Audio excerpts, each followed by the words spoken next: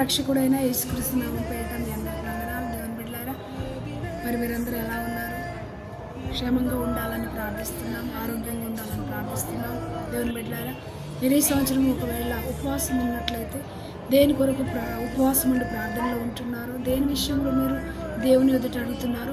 ఎన్ని సంవత్సరాలుగా అడిగినా దేవుడు నా జీవితంలో ఇంకా కార్యములు చేయలేదని అనుకుంటున్నారు. దేవుని బిడ్డలారా, అయితే ఆదికాండము 18వ అధ్యాయము 14వ వచనంలో దేవుడు అంటున్నాడు, యెహోవాకు అసాధ్యమైనది ఏదైనా ఉన్నదా అంటున్నాడు.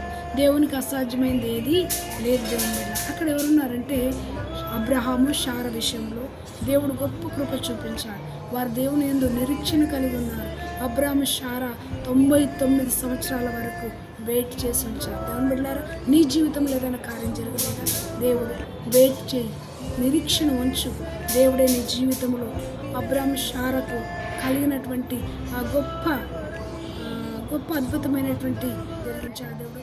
అదేవిధంగా నీ జీవితంలో కూడా వారికి చేసిన దేవుడు నీ జీవితంలో దేవుడు జరిగించును గాక. ఆమేన్. God bless you.